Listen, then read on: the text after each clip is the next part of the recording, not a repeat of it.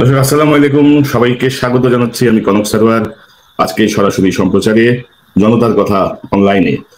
দর্শক, আজকে আমরা কথা বলবো বর্তমান সাম্প্রতিক পরিস্থিতি নিয়ে। ছাত্র আন্দোলন, ছাত্রদের উপর পুলিশি নিপীড়ন, ডাকসুর ভিপি নুরুল হক নূর ৭১ টিভি বর্জনের যে ডাক দিয়েছেন, তার সেটিকে নিয়ে যে ক্রিয়া প্রতিক্রিয়া, এই সবকিছু মিলিয়ে আমার আমার আজকের অতিথি বিশিষ্ট সাংবাদিক ইমরান আনসারী এবং জনাব ইলিয়াস হোসেন। ইমরান আনসারী এবং ইলিয়াস হোসেন, আপনাদের দুজনকে স্বাগত জানাচ্ছি আজকের সরাসরি সম্প্রচারে। আসসালামু আলাইকুম প্রিয় দর্শক, দেশ কিংবা দেশের বাইরে যে যেখান থেকে বসে ভিডিওটি দেখছেন সবাইকে অনেক অনেক ধন্যবাদ এবং ভালোবাসা জানাচ্ছি। প্রিয় দর্শক, কেমন ছিল স্বৈরাচার শেখ হাসিনার 16টি বছর? এই বিষয়ে কথা বলছেন আমাদের সবার পরিচিত পিএমও, অত্যন্ত সাহসী সাংবাদিক, সংগ্রামী সাংবাদিক ডক্টর কনক সরোয়ার। আমরা সরাসরি ভিডিও স্ক্রিনে চলে যাব, সেখানে বিস্তারিত দেখে আসব। আমরা প্রথমেই যেতে চাই ইমরান আনসারীর কাছে। আপনি জানেন যে ইতিমধ্যে বাংলাদেশে ধর্ষণ বিরোধী আন্দোলন শুরু হয়েছে। তো ইতিমধ্যে তাদের উপর পুলিশি নির্যাতন হয়েছে, বেশ কয়েকজনকে পুলিশ তুলে নিয়ে গেছে, গুমের অভিযোগ এসেছে। তো কিভাবে দেখেন এই বিষয়টি? আপনার সঙ্গে আপনাকে দিয়ে শুরু করতে চাই, ইমরান আনসারী। ধন্যবাদ। দেখুন, এই যে আন্দোলনটি হচ্ছে সেটি হচ্ছে ডাকসুর সাবেক ভিপি নুরুল হক নুরুর নেতৃত্বে। বিশেষ করে এই আন্দোলনটির সূত্রপাত হয়েছিল কোটা সংস্কার আন্দোলন নিয়ে। তারপর থেকে জনগণের দাবি নিয়ে, জনমানুষের দাবি নিয়ে, যেখানেই ইনজাস্টিস হচ্ছিল বাংলাদেশে, সেখানেই এই একটি গ্রুপ তারা দাঁড়াবার চেষ্টা করেছেন, মানুষের পাশে দাঁড়াবার চেষ্টা করেছেন। আমার কাছে খুব সিগনিফিকেন্ট মনে হয়েছে যে তারা বয়সে অনেক ছোট, অনেক তরুণ হতে পারে, কিন্তু তারা খুব দূরদৃষ্টি সম্পন্ন এবং তারা জাস্টিসের পক্ষে কথা বলতে জানেন।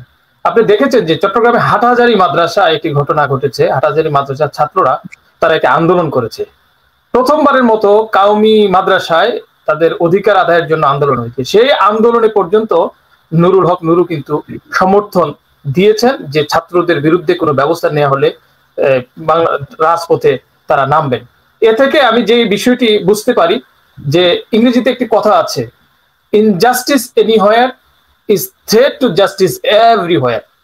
এই যে মূল মন্ত্রটি, জাস্টিস এন্ড ইনজাস্টিসের যে মূল মন্ত্রটি বাংলাদেশের যুব সমাজ তারা বুঝে গেছে, এবং বুঝে যাবার কারণেই আমরা বেশ কয়েকটি আন্দোলন দেখতে পেয়েছি। শুধু কোটা সংস্কার আন্দোলন দিয়ে শুরু হয়েছে, কিন্তু ভারতীয় আগ্রাসন বিরোধী আন্দোলন কিন্তু তাদের মাধ্যমে আমরা দেখতে পেয়েছি। তাদের মাধ্যমে আমরা দেখতে পেয়েছি যে রাজপথে মানুষ যে গাড়ির নিচে পড়ে মারা যায়, অ্যাক্সিডেন্ট হয়ে মারা যায়, সড়ক সংস্কারের যে আন্দোলন, এই আন্দোলন কিন্তু তাদের মধ্য থেকে আমরা দেখেছি। এবং হাজার হাজার যুবক শ্রেণীর ছাত্র সমাজ কিন্তু তাদের পিছনে নেমে এসেছে। তার একটি কারণ, তারা একটি অরাজনৈতিক প্ল্যাটফর্ম থেকে আন্দোলনটি করেছেন এবং জনমানুষের সমর্থন নিয়ে তারা কিন্তু আন্দোলনটি করেছেন, যার কারণে আপনি জানেন যে ৭১ টিভি বলে বাংলাদেশে একটি টেলিভিশন আছে। এই টেলিভিশনটি মূলত আওয়ামী লীগের প্রোপাগান্ডা মেশিন। সত্য মিথ্যা মিলিয়ে তারা সবসময় আওয়ামী লীগের ইনজাস্টিসকে জাস্টিসে পরিণত করতে চায়, তারা প্রতিষ্ঠিত করতে চায়।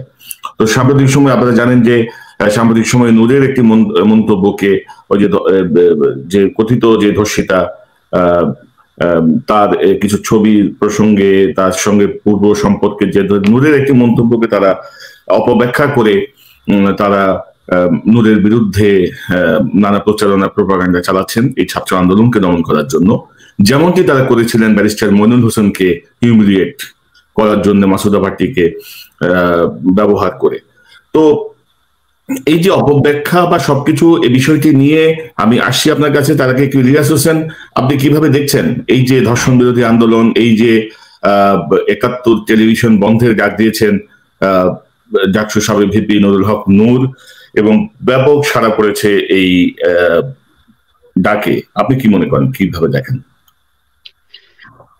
কনক ভাই এবং ইমরান আনসারী দুজনকেই ধন্যবাদ জানাচ্ছি, এবং আমাদের সাথে যেসব দর্শক এই মুহূর্তে দেখছেন সবাইকেই অভিনন্দন জানাচ্ছি। বিশেষ করে বাংলাদেশে আজকের মানুষ বুঝতে পেরেছে যে বাংলাদেশে এখন দুইটা পক্ষ, একটা হচ্ছে দেশপ্রেমিক বাংলাদেশি, আরেকটা হচ্ছে ভারত প্রেমী। বাংলাদেশে এখন ওই ভারত প্রেমীরা বলার চেষ্টা করেন যে আরেকটা পক্ষকে পাকিস্তানি, তারপরে হচ্ছে জামাত শিবির নানান নামে ডাকেন। বাংলাদেশের মানুষ যদি এখন পাকিস্তানের কাছে গিয়ে ধরুন কান্নাকাটিও করে যে আমরা পাকিস্তানি হতে চাই, তোমরা আমাদের সাথে একসাথে আসো, তারপরেও সম্ভব না, সেই রাস্তা বন্ধ।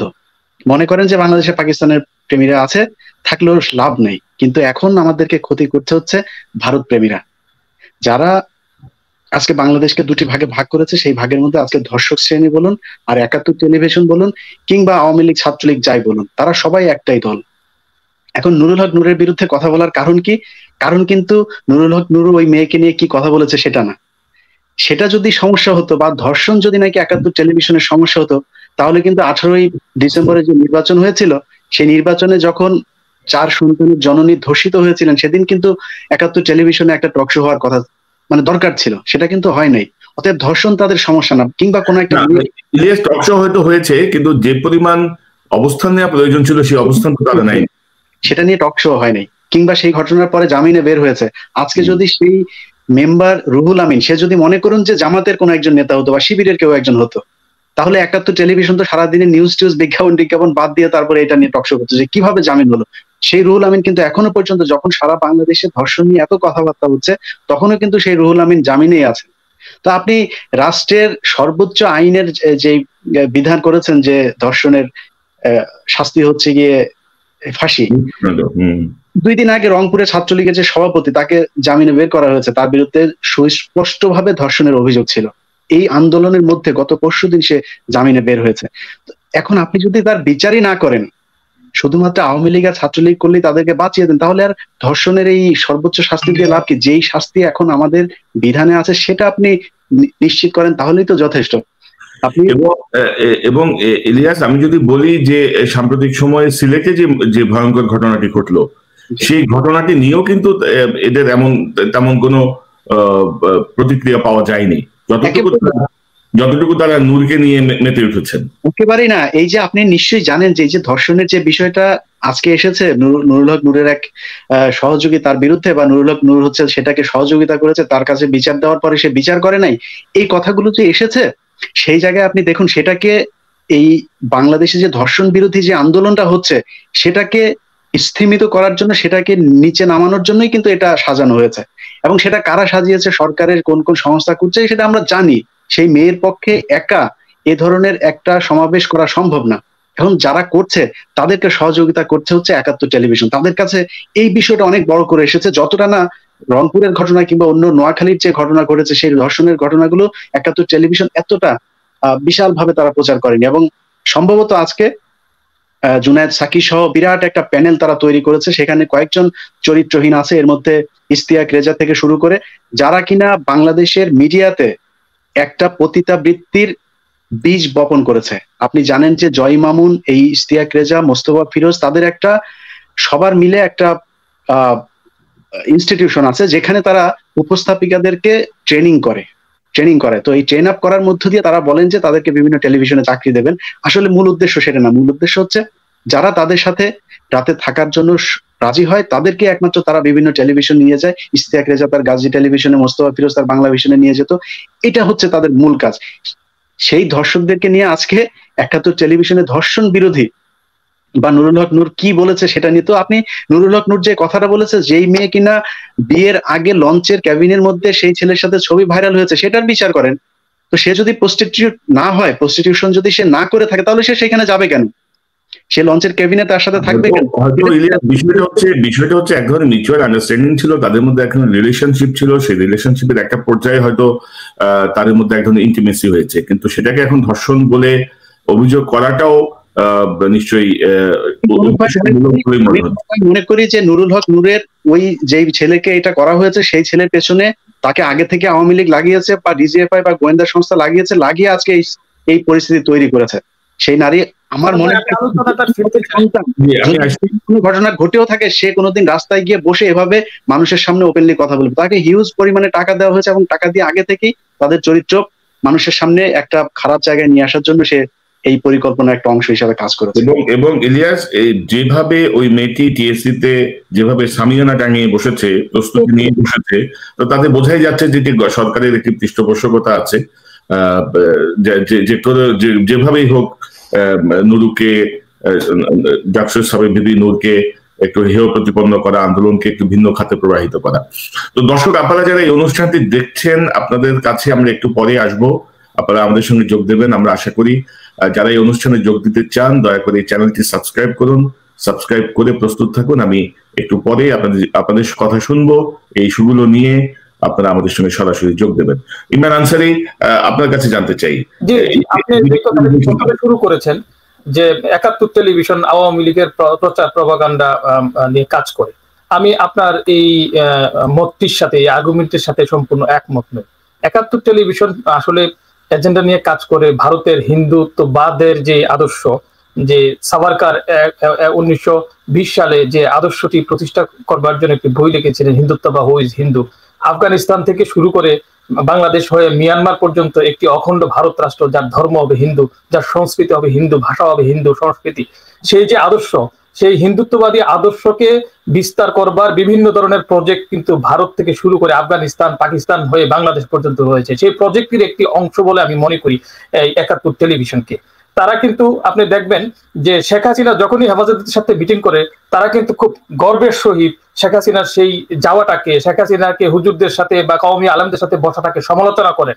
যেমন পাঠ্যপুস্তকে ইসলাম বিদ্বেষী অনেক প্রবন্ধ যখন আসছিল, তখন বিশেষ করে কওমি উলামায়ে কেরামদের পক্ষ থেকে এটার বিরোধিতা করা হয়েছিল।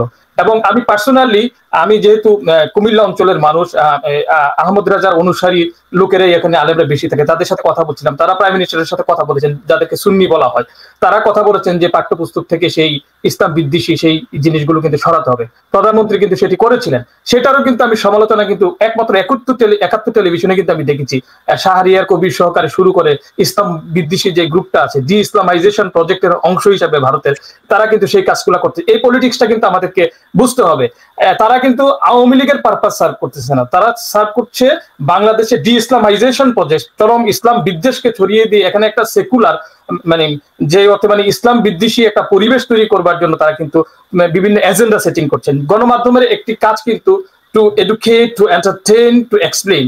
তার পাশাপাশি গণমাধ্যম আরেকটি যে কাজ করে সেটি হচ্ছে এজেন্ডা সেটিং করে। গণমাধ্যমের আপনি যদি দেখেন যে এই সিএনএন বা ফক্স টেলিভিশনে, তারা কিন্তু ছোট্ট একটি ঘটনাকে কেন্দ্র করে কিন্তু জর্জ ফ্লয়েডের যে ঘটনাটি, সেই ঘটনাটি কিন্তু সামনে নিয়ে আসে, কিন্তু সিএনএন কিন্তু সামনে নিয়ে আসে আন্দোলনকারীদের সাথে এক ধরনের এজেন্ডা সেটিং এর মধ্য দিয়ে কিন্তু এই বিষয়টি সারা বিশ্বে ছড়িয়ে পড়েছিল। ঠিক এমনি ভাবে ভারতীয় যে হিন্দুত্ববাদ মানে কিন্তু হিন্দু ধর্মের আমি বিরোধিতা করছি না, এটি একটি উগ্র, যেমন আমরা আইসিস এর বিরোধিতা করি, তেমনি ভাবে হিন্দুত্ববাদ কিন্তু একটি আদর্শ, একটি উগ্র আদর্শ, যে আদর্শের মধ্য দিয়ে আফগানিস্তান থেকে শুরু করে বাংলাদেশ পর্যন্ত এই আদর্শকে প্রতিষ্ঠা করতে চায়। তো যারা এজেন্ডা সেটিং করছেন তাদের উদ্দেশ্যে বলতে চাই, বাংলাদেশের যুব সমাজ জেগেছে। আপনারা দেখেছেন এই সরকার ক্ষমতায় থাকতেই ৭১ টেলিভিশন সহ ৩০টি চ্যানেল সরকারের পক্ষে থাকা সত্ত্বেও ভারতের আধিপত্যবাদের বিরুদ্ধে ঢাকা বিশ্ববিদ্যালয়ে যেখানে আন্দোলন সংগ্রামের সূতিকাগার, সেখানে কিন্তু ভারতের আগ্রাসন বিরোধী আব্রার ফাহাদের স্মরণে যে মঞ্চ, সেই মঞ্চ কিন্তু সেখানে হয়েছে। আজকে বিভিন্ন একাডেমিয়াতে, আজকে বিভিন্ন একাডেমিক পরিমণ্ডলে, বিভিন্ন ওয়েবিনার গুলোতে বাংলাদেশের অস্তিত্ব, বাংলাদেশের সার্বভৌমত্ব নিয়ে কথা হচ্ছে। আমি এজেন্ডা সেটারদের সাথে বলতে চাই, ভারতীয় হিন্দুত্ববাদ বাংলাদেশ নামক রাষ্ট্রে কখনো আধিপত্য বিস্তার করতে পারবে না। এই জন্য, যার কারণ হচ্ছে বাংলাদেশ একটি ইউনিক কান্ট্রি, যেখানে সব মানুষের ভাষা হচ্ছে বাংলা, আর সেখানের বেশিরভাগ মানুষের ধর্ম হচ্ছে ইসলাম। এই পাক ভারত উপমহাদেশে হিন্দুত্ববাদ বা উগ্র ব্রাহ্মণ্যবাদ যেটাকে বলি, সব জায়গায় বিস্তার করতে সক্ষম হয়েছে, কিন্তু আমাদের এই বাংলায় এটা কিন্তু কখনোই এটা ডমিনেন্ট শক্তি হিসেবে আসে নাই। 200 বা 300 বা 1000 বছরের যদি হিস্ট্রি আমরা বিশ্লেষণ করি, তো আমরা যেটা বলি, আজকে এই ৭১ টেলিভিশনের যে বর্জনের যে ঘোষণা, এটি নুরুল হক নূর হয়তো উচ্চারণ করেছেন, কিন্তু এই বর্জন কিন্তু অলরেডি আলেম সমাজ কিন্তু তারা এটাকে স্বীকৃতি দিয়েছেন। বিশিষ্ট কয়েকজন আলেম কিন্তু আমি দেখেছি যে বর্জনের ঘোষণা দিয়েছেন। কিন্তু এই বর্জন নিয়ে আমাদের সাংবাদিক সমাজ বা আওয়ামীপন্থী সাংবাদিকরা কেন এত উচ্ছ্বসিত হচ্ছেন, কেন এত মাথায় নেমেছেন, এজেন্ডা নিয়ে নেমেছেন? আমি একটু স্মরণ করে দিতে চাই, এই বর্জন নিয়ে আপনারা কেন এত সোচ্চার হচ্ছেন? এই বর্জনের রাজনীতি তো আজকের না। মাওলানা আব্দুল হামিদ খান ভাসানীও পত্রিকা পড়িয়েছেন, পত্রিকা বর্জনের ডাক দিয়েছিলেন। আমাদের মাননীয় প্রধানমন্ত্রী শেখ হাসিনাও কিন্তু তিনি পত্রিকা যেমন চ্যানেল RTV আপনার এনটিভি, তাদেরকে কিন্তু বিরোধী দল থাকার সময় কিন্তু তিনি বর্জন করেছিলেন, তাদেরকে প্রবেশ করতে দেননি। বর্তমান সময় ডেইলি স্টার, প্রথম আলো, তাদেরকে কিন্তু প্রধানমন্ত্রীর অফিস থেকে কিন্তু বর্জন করা হয়েছে। তখন তো আপনাদের কোনো বক্তব্য দেখি না। এমনকি দিগন্ত টেলিভিশন, আমার দেশ, আপনার ইসলামিক টেলিভিশন, এই শাহবাগের মঞ্চে যখন বর্জনের ঘোষণা দিল, তখন তো সাংবাদিক নেতারা কোনো বক্তব্য দেন নাই। বন্ধ করে পরে বর্জন না, শুধু বন্ধ করে পর্যন্ত দেওয়া হলো, চ্যানেল 1 বন্ধ করে দেওয়া হলো, তখন তো কোনো বক্তব্য শুনি নাই। আমি গণমাধ্যমের কর্মী হিসাবে কোনো গণমাধ্যম বন্ধ হয়ে যাক তার পক্ষে নেই। আমি মুক্ত গণমাধ্যম, আমি চাই একটি প্রতিযোগিতাপূর্ণ, প্রতিদ্বন্দ্বিতাপূর্ণ, বহুমাত্রিক, বহুমতের সমন্বয়ে একটি গণমাধ্যম থাকবে। সব চ্যানেল একই পক্ষে কথা বলবে, এটা আমি চাই না।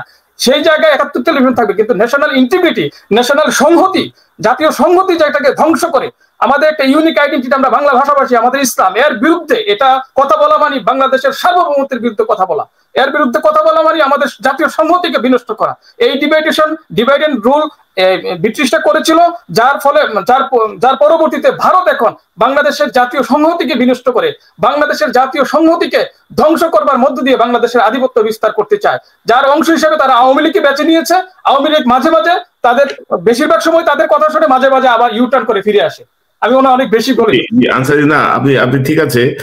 যে বিষয়টা আমি বলতে চাচ্ছি আপনাদেরকে, যে ধরুন দিগন্ত টেলিভিশন বন্ধ হয়ে গেল, ইসলামিক টিভি বন্ধ হয়ে গেল, 21 টেলিভিশনের উপর হামলা হলো, আমাদেরকে জেলে নিয়ে গেল, রাষ্ট্রদ্রোহের মামলা দিল, 21 টেলিভিশন গায়ের জোরে দখল করলো।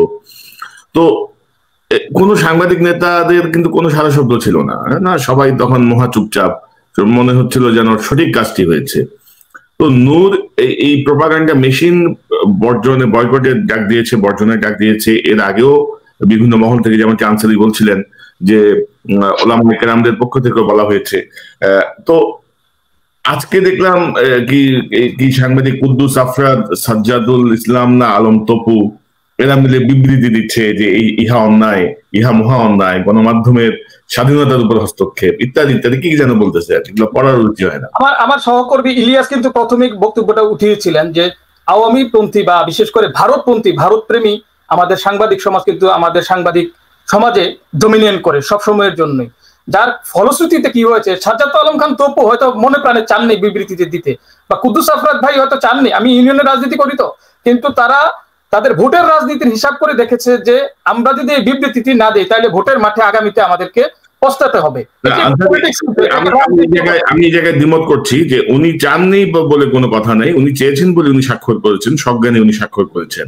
তো এখানে যদি কোনো ইল মোটিভ থাকে, ভোটের রাজনীতিও যদি থাকে, উনি গণমাধ্যমের বিরুদ্ধেই যখন বন্ধ হয়ে গেল তখন তিনি বললেন না, এখন ওনারা তো প্রীতি কেন বাইরে উঠলে কেন, বুঝলাম না। ইলিয়াস, আপনি কি মনে করেন? আমি তো আসলে একটু ভদ্রভাবে কথা বলতে চাই, কনক ভাইয়ের সাথে মানে অভদ্র হয়ে কথা বলতে চাই না। বিষয় হচ্ছে বাংলাদেশের যেসব সাংবাদিকরা এখন আছে, এদেরকে আমি সাংবাদিক মনে করি না। তারা আমাদেরকে বলে থাকেন যে কথিত সাংবাদিক, তারপরে অনলাইন ব্যক্তিত্ব, তারপরে সোশ্যাল ওয়ার্ক, এই কি অ্যাক্টিভিস্ট এইসব বলে। সাংবাদিক বলতে শরম করে। শরম কিসের জন্য করে? সাংবাদিক বলতে আমরা ইউটিউবে টাকা খাই এই জন্য, আমরা ইউটিউবে ভিডিও আপলোড করি এই জন্য। একটা চ্যানেল বাংলাদেশে আছে যার বর্তমানে ইনকামের সবচাইতে বড় খাত হচ্ছে ইউটিউব না? একটা চ্যানেলের নাম বলেন। প্রতিটা চ্যানেল তাদের ইউটিউবের উপর এখন ডিপেন্ডেন্ট। আপনি সারা অফিস যদি নাকি ইউটিউবের টাকায় চালাতে পারেন, আপনি কথিত সাংবাদিক হন না? আমি ইউটিউবে সাংবাদিকতা করলে কথিত সাংবাদিক হয়ে যাই না? আর এই প্রেস ক্লাবের যেসব সাংবাদিক বলতেছেন, এগুলোর বিচার হবে। আজকে এই মুহূর্তে বাংলাদেশের সবচাইতে আলোচিত ঘটনা হওয়ার দরকার ছিল। সেনাপ্রধান নিজে বলেছেন যে প্রধানমন্ত্রী তাকে গুমের নির্দেশ দিয়েছেন, তাকে দিয়ে গুম করিয়েছেন। এটার কোনো বিচার নাই। এটার জন্য প্রয়োজনে আন্তর্জাতিক আদালতে যাওয়া সম্ভব। এবং মানে এই জায়গাটা আমি একটু কারেকশন দিতে চাই। সেনাপ্রধান যেটি বলেছেন যে গুম খুনের সঙ্গে প্রধানমন্ত্রীর যে নিরাপত্তা উপদেষ্টা, তিনি সরাসরি ভাবে যুক্ত এবং তার নির্দেশেই ব্রিগেডিয়ার জিয়া সহ একটা গ্রুপ এই কাজটি করছে।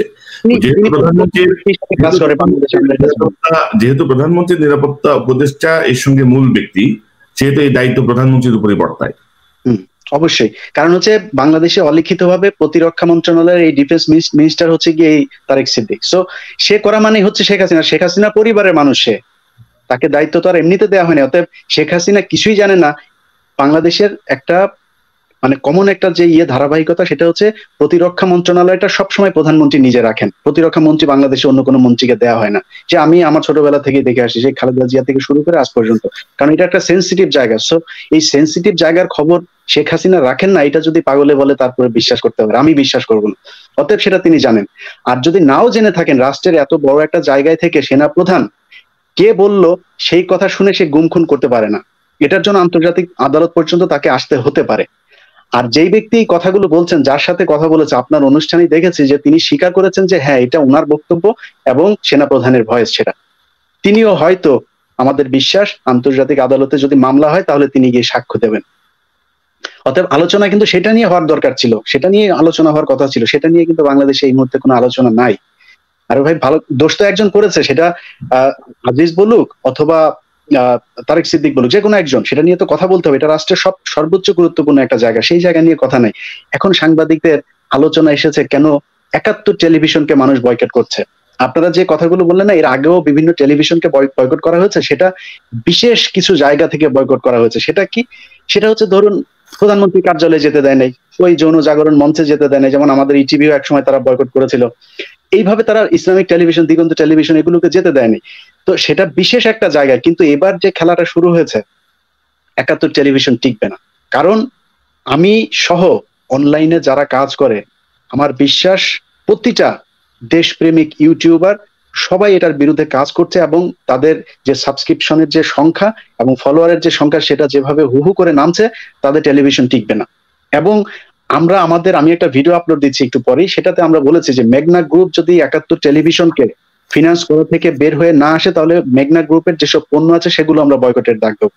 এখন এবারের বয়কটটা কিন্তু অন্যরকম, অন্যবারের বিশেষ বিশেষ জায়গা থেকে বয়কট, এবারের সাধারণ মানুষ যারা আছে তারা বয়কটের ডাক দিয়েছে।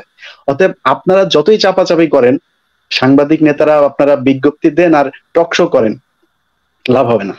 এটা একটা জায়গায় গিয়ে ঠেকবে, কারণ এবার সাধারণ মানুষ রাস্তায় নেমে এসেছে। আমি একটু যোগ করতে চাই বিষয়টা। জি আমি একটু যোগ করতে চাই।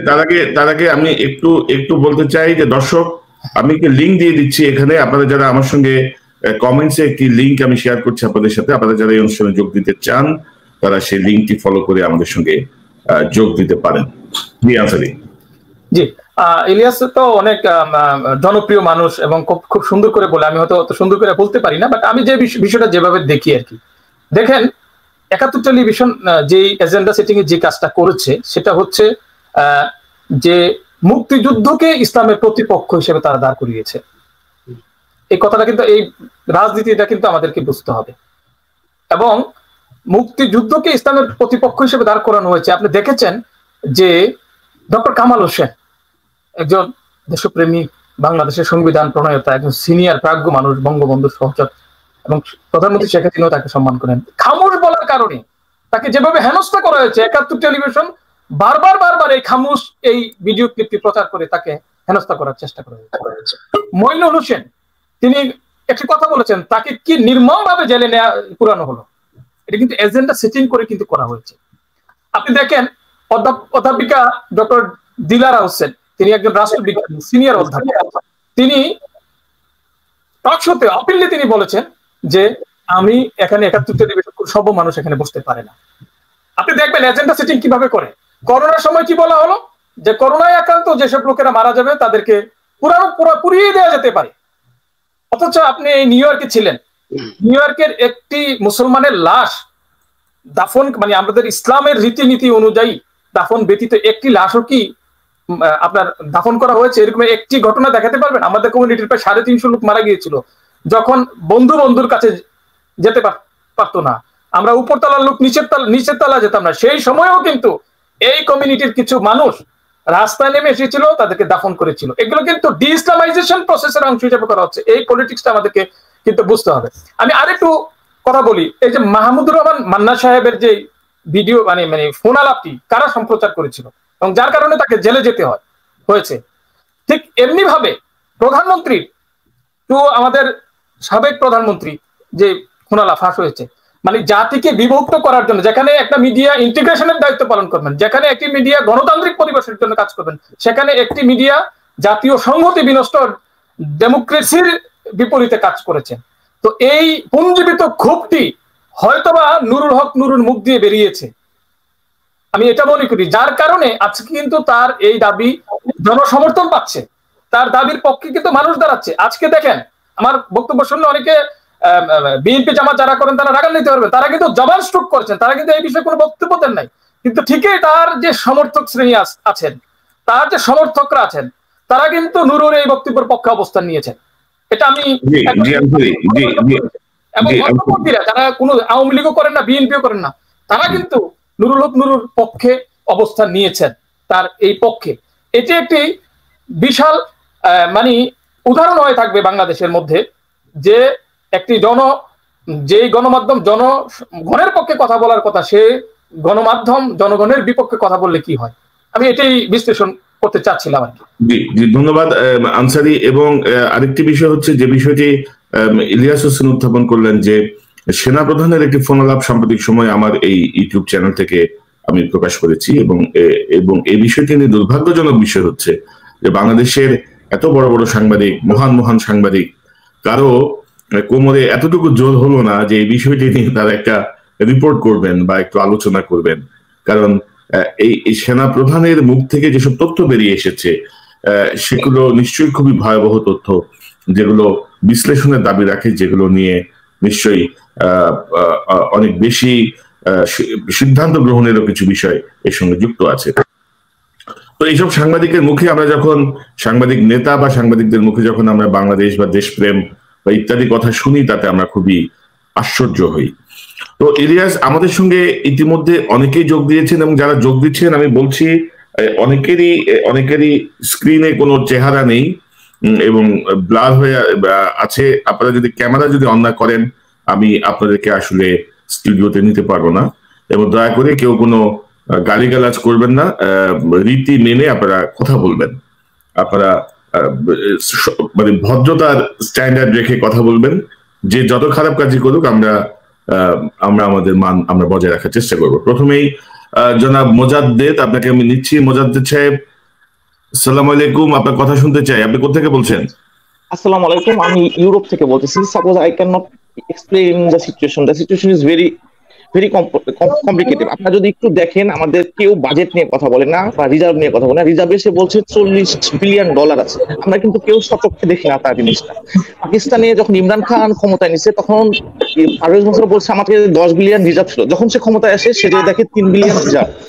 সেই কারণে আজকে পাকিস্তানের ছেলেরা 1 ইউরো পাঠাইলেও ওরা 250 টাকা পায়, কারণ ওদের রিজার্ভ কমে গেছে। এখন যদি শেখ হাসিনা ফল করে, টাকা যদি ইনফ্ল্যাকচুয়েশন হয়, আলুর কেজি অলরেডি 50 টাকা, সেটা যখন 5000 টাকা হবে, তখন আপনার কাছে যদি 1 কোটি টাকাও থাকে, আপনি কিন্তু অ্যাকচুয়ালি এই জিনিসটা নিয়ে কেউ কোনো কথা বলতেছে না। আমার ফ্রেন্ড সচিবালয়ে জব করে, ও বলছে যদি দেখতি দোস্ত, দোয়েলের ল্যাপটপ হাজার পিস পড়ে আছে, এগুলো নিয়ে কেউ কথা বলে না। এইসব যে দুর্নীতিগুলো করছে, স্যাটেলাইটের দুর্নীতি, মানে বিশাল দুর্নীতি, ইউ ক্যান নট ইমাজিন। এটা হাজার কোটি টাকা না, হাজার কোটি ডলারের দুর্নীতি।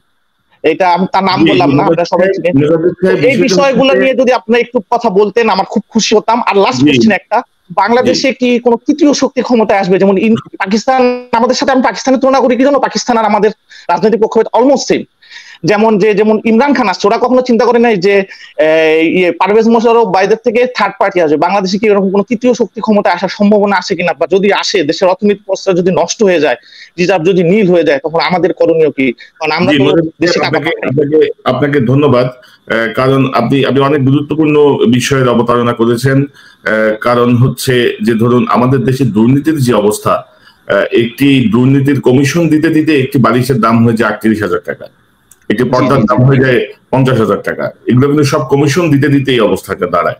এটা অনেক গুরুত্বপূর্ণ প্রশ্ন। আর তৃতীয় শক্তি আসবে কি আসবে না, সেটি আসলে নির্ভর করছে জনগণের উপরে। জনগণ কি চায় সেভাবেই সবকিছু। আমি বলবো যে রিজার্ভটা যাতে সেভ করে রাখে, না হলে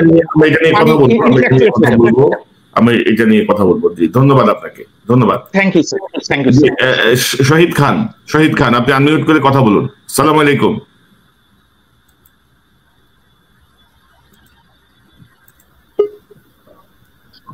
হ্যালো, আসসালামু আলাইকুম। ওয়ালাইকুম আসসালাম, বলুন শহীদ খান সাহেব।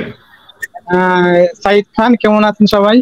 আচ্ছা, আপনার কথা হচ্ছে এতদিন মেজর সিনহাকে নিয়ে যে কথাবার্তা হয়েছে, মেজর সিনহার হত্যা, কিন্তু উনারে কেন হত্যা করলো, কে হত্যা করলো, কি জন্য, তার কাছে কোনো তথ্য ছিল কিনা, এই নিয়ে কিন্তু কেউ কথা আপনারা কেউ বলেননি, ঠিক আছে? কেউ একটা কথা মানে কেউ বলেনি কেন ওনার হত্যা করা হলো। ওনার কাছে কোনো তথ্য ছিল? প্রধানমন্ত্রীর যে উনি যে কাছের একটা লোক ছিল আমরা যেটুকু জানি, কিন্তু ওনার কেন মারা হলো, ওনার হত্যা করা হয়েছে, ঠিক আছে, সবাই জানি নিয়ে সব অনেক তোলপার হয়েছে, অনেকে কথা বলছে, কিন্তু কেন ওনার হত্যা করা হয়েছে এই কথাটা কিন্তু মানে কেউ আপনারা মানে গণমাধ্যম বলে না, ইউটিউবে বলে, কেউ বলেন নাই। মানে এটুকু আমার প্রশ্ন ছিল ইলিয়াস ভাই, কোন সওয়াল দুজনের কাছে। আচ্ছা, ধন্যবাদ ধন্যবাদ ধন্যবাদ। জনাব শাহ আলম ব্রাহ্মণবাড়িয়া, বলুন। আসসালামু আলাইকুম। জি, ওয়ালাইকুম সালাম। কেমন আছেন আপনারা? জি আছি সালাম সাহেব, বলুন আপনার কথা শুনে। জি আছি আলহামদুলিল্লাহ। জি জি শুনতে পাচ্ছি, বলুন আপনার কথা শুনে। আমাকে শুনতে পাচ্ছেন? জি আপনার কথা শুনতে পাচ্ছি। আমার একটা প্রশ্ন, আমাদের দেশ যে ক্রান্তিকালে চলছে, আমরা যে ক্রান্তিকালে সময় কাটাচ্ছি, সেই ক্রান্তিকাল কবে নাগাদ শেষ হতে পারে? একজন শান্তিপ্রিয় সিনিয়র নাগরিক হিসেবে আপনাদের কাছে আমি জানতে চাই, আমাদের এই দুঃসময় কবে শেষ হতে পারে? জি জি ধন্যবাদ আপনাকে, আপনার প্রশ্নের জন্য ধন্যবাদ। জনাব কবির, আপনার কথা শুনতে চাই। জি, আসসালামু আলাইকুম ভাইয়ারা।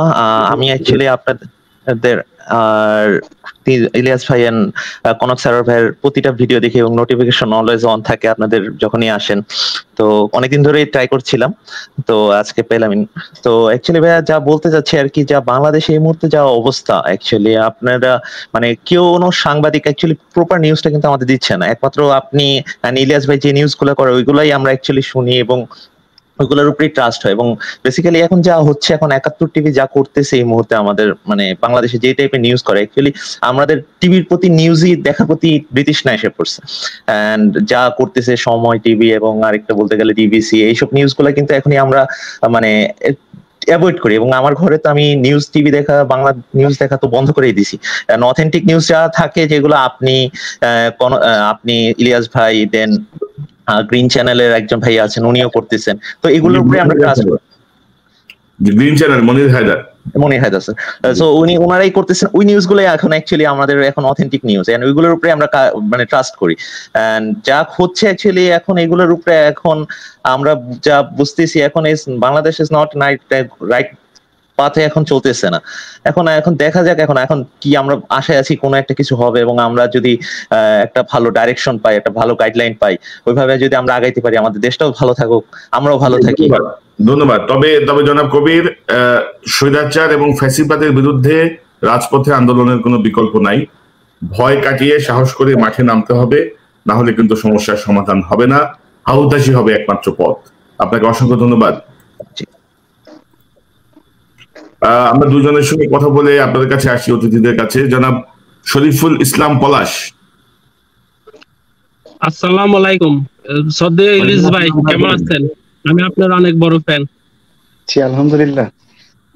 আমি কুমিল্লা লাকসাম থেকে আমি আপনার প্রতিটা ভিডিও দেখি ভাই। আপনার গঠনমূলক প্রতিবেদনগুলো আমার খুবই পছন্দ। জি ধন্যবাদ ভাইজান। বলেন আপনার প্রশ্ন বলেন। আপনার কোনো জিজ্ঞাসা আছে কিনা? আমি বলতেছি 71 টিভি এভাবে ইসলাম বিরোধী কর্মকাণ্ড শেষ কোথায়? আমরা এটা প্রতিকার চাই। জি ধন্যবাদ। জনাব আসিফ মোহাম্মদ ইউসুফ। আসসালামু আলাইকুম। আমার কথা শুনতে পাচ্ছেন? আমি আসলে ইলিয়াস ভাইকে কিছু অনুরোধ করতে চাই আর কি। অনুরোধটা হচ্ছে যে ইলিয়াস ভাই যে প্রথম থেকে মানে ভারত বিরোধী যে ভিডিওগুলা করে আসছিল ইউটিউব থেকে, এই ভিডিওগুলা এখন আমরা পাচ্ছি না, ঠিক আছে? তো ভিডিওগুলো না পাওয়ার কারণে আমরা মানে আমাদের যে আমরা ভারত বিরোধী যে আমাদের একটা মানে একটা ক্ষোভ, সেই ক্ষোভটা আমরা প্রকাশ করতে পারতেছি না বর্তমানে। আর আরেকটা কথা হচ্ছে যে ইলিয়াস ভাই যে যতগুলা ভারত বিরোধী ভিডিও করেছে, সেগুলো করার মাধ্যমে আমরা এগুলা ইয়াং জেনারেশনের মাধ্যমে এগুলা ছড়িয়ে দিয়েছি। ছড়িয়ে দেওয়ার পরে এখন যারা ভারতপন্থী ছিল তারা এখন ভারত বিরোধী হয়ে উঠেছে। তো বর্তমানে ইলিয়াস ভাই এই ভিডিওগুলো না দেওয়ার কারণে মানে নতুন কোন ভিডিও না আসার কারণে আমরা তাদেরকে এই মেসেজ গুলো দিতে পারতেছি না, বা ভারত বাংলাদেশের প্রতি কি আগ্রাসন করতেছে, কি করতেছে। না না শুনেন, সুতরাং একটু আমি ইলিয়াস ভাই থেকে একটু মানে বলতে, মানে ওনার কাছ থেকে জানতে চাই যে সে কেন বা ভিডিও গুলা দিচ্ছে না, এটাই আর কি। ভাই আমরা তো সারাদিনই ভারতের আগ্রাসনের বিরুদ্ধে কথা বলছি ভাই, হয়তো ওইভাবে অনুষ্ঠান করা হচ্ছে না। আপনার এমনকি নূরের মাধ্যমে বাংলাদেশে ইতিমধ্যে কমপক্ষ হলো 70% লোক ভারত বিরোধী হয়ে উঠছে, 70% লোক বাংলাদেশের মধ্যে। ধন্যবাদ। আমরা আসলে ভারত বিরোধী তো না, ভারতের আগ্রাসনের বিরোধী আমরা। আমিও বলতে চাচ্ছিলাম, আমি কিন্তু ভারত বিরোধী না। ভারত আমাদের প্রতিবেশীকে কখনো কিন্তু পরিবর্তন করা যায় না। ভারত আমাদের পাশে থাকবে, বন্ধু হিসেবে থাকবে, বড় দেশ হিসাবে, বড় ইকোনমি হিসাবে, বড় ভাই হিসাবে থাকবে, কিন্তু দাদাগিরি করতে পারবে না। দাদাগিরির বিরুদ্ধে আমরা, ভারতের বিরোধী না, কিন্তু ভারতের বিরোধী না, আমরা আগ্রাসনের বিরোধী। আমরা এই জাহিদ আপনার কথা শুনি, তারপর আমরা একটু আলোচনায় যাব। আসসালামু আলাইকুম কনক স্যার এবং ইলিয়াস ভাই, আপনাদের আসলে আমি অনেক বড় একটা ফ্রেন্ড। সবসময় আপনাদের অনুষ্ঠানে আসা থেকে যখন আপনারা আসবেন কিছু বলবেন এবং আমরা শুনবো। বিশেষ করে ইলিয়াস ভাই, সত্যি আপনি আমার এক মারপেটের ভাই না, কিন্তু আপনার আমার ভাইয়ের চেয়ে বেশি কিছু মনে করি, ঠিক আছে? কারণ আপনার কথা আমার অনেক ভালো লাগে। আরেকজন আছে মেজর দেলোয়ার স্যার, তারা আমি অনেক রেসপেক্ট করি। তো আমি বেশি কথা বলবো না, আপনারা কন্টিনিউ প্রোগ্রাম গুলো করেন যাতে দেশের জনগণ জাগ্রত হয় এবং এই ফ্যাসাদিবাদের সরকারের বিরুদ্ধে রুখে দাঁড়াতে সক্ষম হয়। জি, আপনাকে অসংখ্য ধন্যবাদ, ভালো থাকবেন। তো ইলিয়াস হোসেন এবং ইমরান আনসারী, আমরা দেখছি যে মানুষের মধ্যে এক ধরনের আসলে হতাশা কাজ করছে। সবাই জানতে চাচ্ছেন যে আমরা কিভাবে মুক্তি পাবো এই জায়গা থেকে। কোনো পরিবর্তনের কথা মানুষের মুখে আসছে। পাশাপাশি একজন অত্যন্ত গুরুত্বপূর্ণ একটি প্রসঙ্গ এনেছেন, রিজার্ভের বিষয়টি। আনসারী, রিজার্ভের জায়গাটা থেকে আপনি একটু বলতে পারেন যে বাংলাদেশের অর্থনীতি তো টিকে আছে আসলে এখন রেমিটেন্সের উপরে এবং সরকারি ঋণের উপরে। মানে রিজার্ভ ভেঙে কিন্তু সরকার খাচ্ছে, মুখে বড় বড় কথা বলছে। একটু যদি আলোকপাত করেন সংক্ষেপে। আসলে আমি যদিও অর্থনীতির ব্যাকগ্রাউন্ডের লোক না, তারপরেও বাংলাদেশের যে রিজার্ভ চুরি নিয়ে আমি কিছুদিন কাজ করেছিলাম, বাংলাদেশ ব্যাংক লুট এবং মানি লন্ডারিং নিয়ে আমি কিছুদিন কাজ করার পরে দেখতে পেয়েছি বাংলাদেশের মানুষের এখন মাথা পিছু ঋণের পরিমাণ 60,000 টাকা। এটা আমার 1 বছর আগের মানে একটা পরিসংখ্যান থেকে পাওয়া। এখন বর্তমানে কি অবস্থা যায় না, মাথা পিছু প্রত্যেকের 60,000 টাকা করে ঋণ আছে। আমি মনে করি 1 বছরে ঋণের পরিমাণ আরো বেড়েছে। তার পাশাপাশি এই যে বিভিন্ন বড় বড় মহা প্রকল্পগুলো নেওয়া হচ্ছে, সেই প্রকল্পগুলোর যে টাকাগুলো, এগুলো কিন্তু বাংলাদেশে থাকছে না। এই টাকাগুলো কিন্তু বিদেশে পাচার হয়ে যাচ্ছে। আপনি জানবেন এবং দেখেছেনও, আমাদের জ্যামাইকাতে এখন, আগে জানতাম যে জুইশরা এখানে বড় বড় বিল্ডিং দালান কিনে, এখন এইগুলার বড় বড় যদি কোনো বিল্ডিং এর মালিকানা খুঁজে পান, সেগুলো বাংলাদেশের লোকজন পাবেন। এবং তারা কারা সেটাও কিন্তু আপনি বুঝতে পারছেন। এবং কানাডাতেও ঠিক একই অবস্থা, ইউরোপেও সেই অবস্থা, দুবাইতেও সেই ঠিক একই অবস্থা, মালয়েশিয়াতে সেই এক অবস্থা। মানে কিন্তু পাচার হয়ে যাচ্ছে। ওই ভাইটিকে আমি ধন্যবাদ জানাই। অর্থনীতি একটি জাতির মেরুদণ্ড, কিন্তু শিক্ষা যেমন মেরুদণ্ড, অর্থনীতিও কিন্তু মেরুদণ্ড। পাকিস্তানের প্রধানমন্ত্রী ইমরান খান কিন্তু বাংলাদেশের থেকে কিন্তু পাকিস্তানের অর্থনৈতিক অবস্থা খারাপ। তার যে এই অর্থনীতি দাঁড় করাবার যে কান্না, আমরা কিন্তু জাতিসংঘের 2টি বক্তব্য শুনেছি কিভাবে তার দেশে টাকা পাচার হয়ে যায়, এবং সেই জিনিসটা কিন্তু অ্যাড্রেস করেছেন বিশ্বসভায় যে উন্নত বিশ্বগুলো সুযোগ করে দিচ্ছে অনুন্নত বিশ্বের টাকাগুলো নিয়ে। আমি সংক্ষিপ্তভাবে আমি আসছি। একটা প্রশ্ন করেছেন যে আমরা হতাশ হয়ে যাচ্ছি। ফার্স্ট স্টেপ, পৃথিবী জুড়ে যেই 3টি সংকট চলছে তার একটি সংকট হচ্ছে লিডারশিপ ক্রাইসিস। বাংলাদেশেও কিন্তু লিডারশিপ ক্রাইসিস চলছে। লিডারই পারে একটি রাষ্ট্রকে তুলে ধরতে, তাকে পরিবর্তন করতে, সবকিছু করতে। আজকে যে এই আন্দোলনটি হচ্ছে, নুরুকে আমরা লিডার বলছি, তার কি যোগ্যতা আছে, তার কি ভিশন আছে, তার কি আদর্শিক ডেপথ আছে? এই ধরনের লিডারশিপ দিয়ে কিন্তু আন্দোলন বেশি দূর যাবে না। অনেকে মনে করছেন সে মত হয়তো সরকার পতন করে ফেলবে, এটা কিন্তু সম্ভব না। এর জন্য দরকার একটা দৃঢ়চেতা অভিজ্ঞ নেতৃত্ব দরকার, যে নেতৃত্ব এই আন্দোলনকে গাইড করে নিয়ে যাবে। আপনি পৃথিবীতে যত বড় বড় বিপ্লব গুলো হয়েছে, প্রত্যেকটি বিপ্লবের পেছনে কিন্তু লিডারশিপ ছাড়া কিন্তু হয় নাই। আপনাকে আগে যে এক্সিস্টিং লিডার যদি কাজ না করে তাহলে লিডার বেরিয়ে আসবে সময়ের প্রয়োজনে। এই যে আন্দোলন সংগ্রাম হচ্ছে, এর মধ্যে দিয়ে কিন্তু নুরুর অনেক ম্যাচুরিটি আসছে, বাট নুরুই যে বিপ্লবের নেতা সেটা আমি মনে করছি না।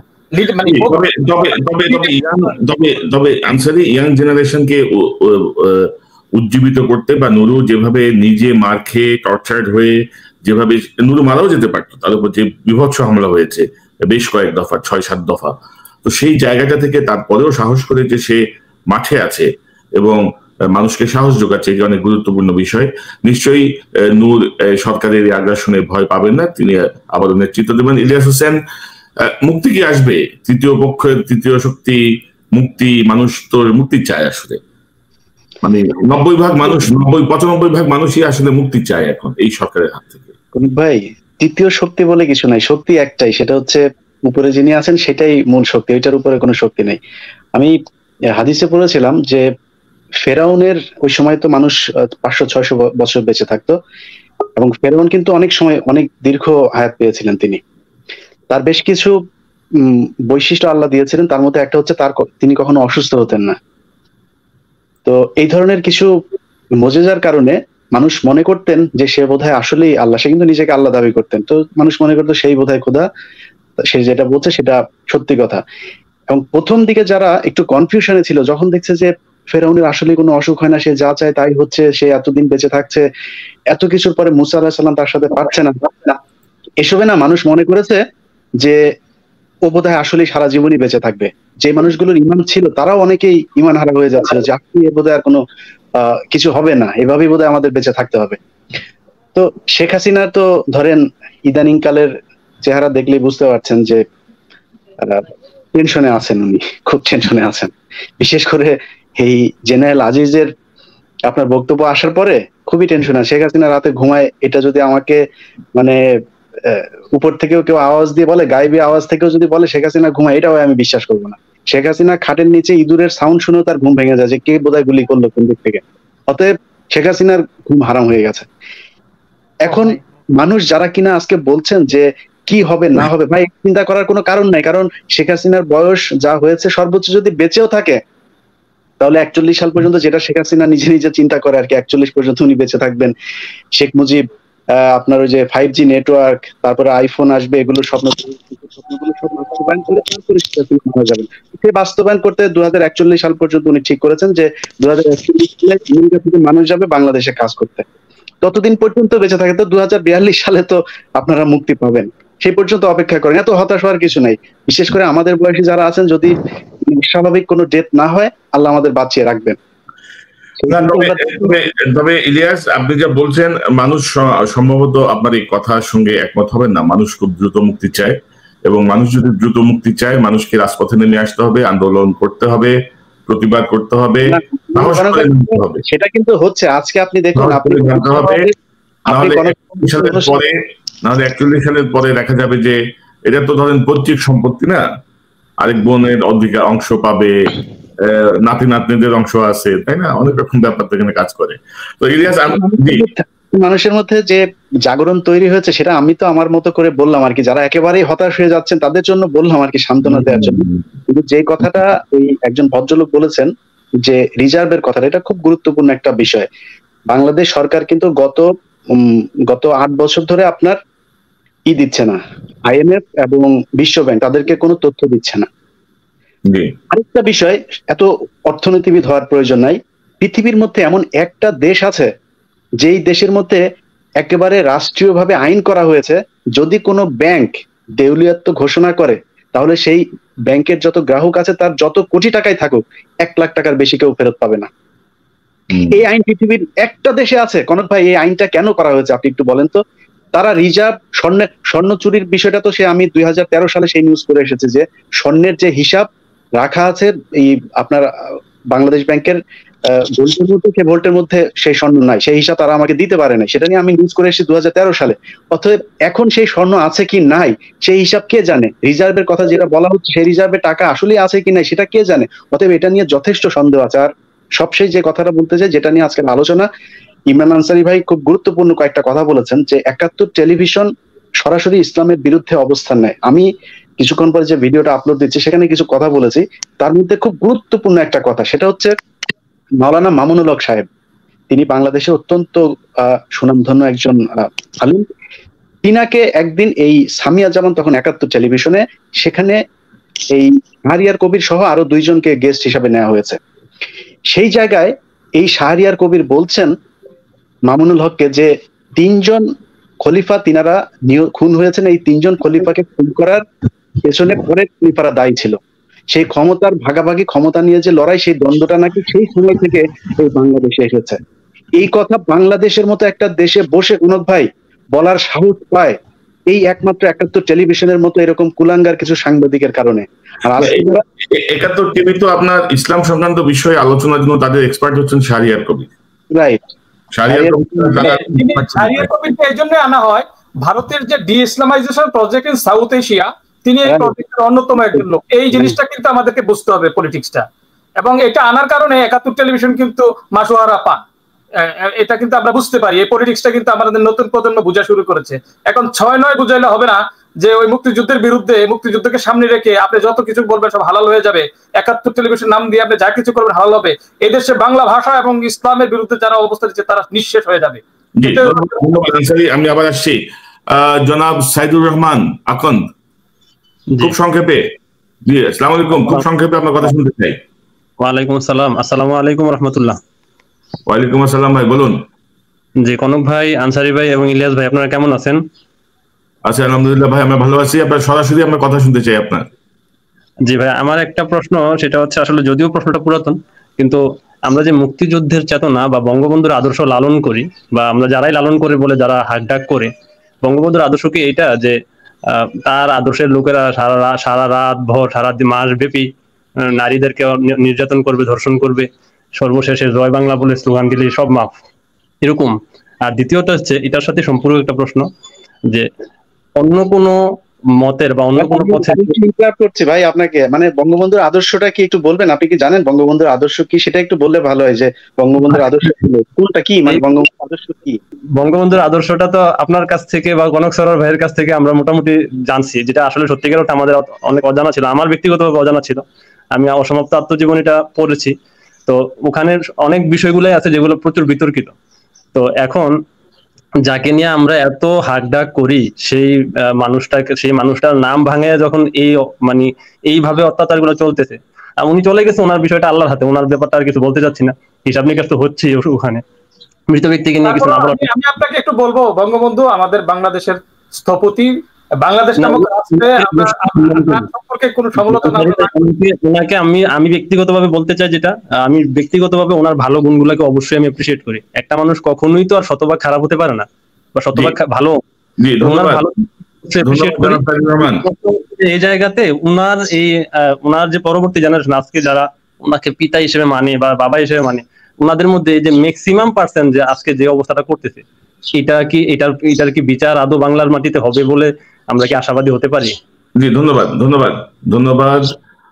জনাব আমজাদ, আসসালামু আলাইকুম। আপনার কথা শুনি। ভাইজান, আপনারা কেমন আছেন? জি, আছি আলহামদুলিল্লাহ, আমরা ভালো। আপনার কথা শুনি ভাই, বলুন। আমাকে একটু টাইম দেবেন, আমি আসলে ইলিয়াস ভাইয়ের সাথে একটু স্পেশালি কথা বলতে চাচ্ছি। ইলিয়াস ভাই কেমন আছেন?